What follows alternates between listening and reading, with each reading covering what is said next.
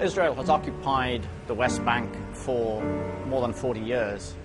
In that time, it's exercised control over the mountain aquifer, which is the main underground water supply that's common to Israel and the West Bank. Over 180,000 Palestinians who live there have no access to running water, and average Palestinian water consumption is 4 times less than that of average Israeli consumption, and is also well below the level recommended by the World Health Organization as the minimum requirement for water.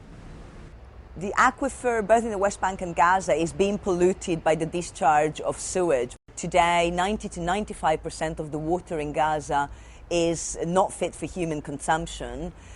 Unfortunately, though, the Palestinians have no alternative source of water in Gaza.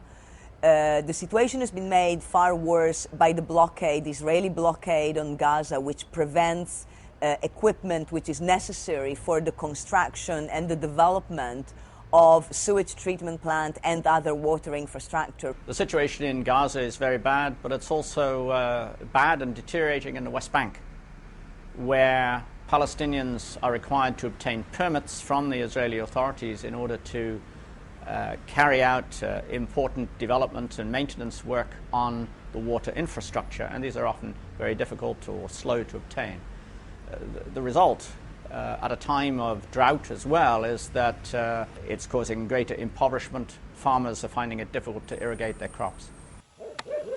As you see, this is a water pipe destroyed by the Israeli occupation authority, claiming that the Palestinians have the right to use the water resources in the area from one of the springs.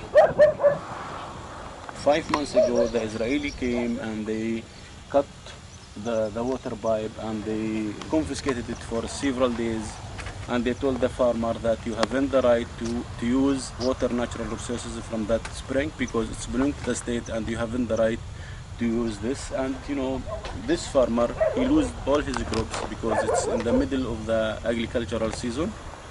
Until now there is no permission from the Israeli side, and we did not know what will happen for this farm and what will happen for the family who depend on their income from this farm. The problem which Palestinian communities who have no access to running water face is that they have to bring water from a great distance via mobile tankers. There are over 500 Israeli military checkpoints and blockades in the West Bank, which means that the water tankers have to often take very long detours. All this drives up the cost of the water.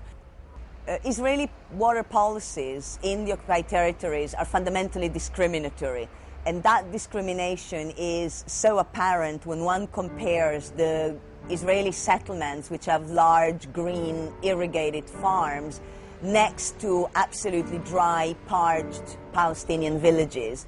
As the occupying power, Israel has an obligation to take care of the needs of the population under its occupation, and it is failing to do so. It needs to stand up and observe its obligations under international law.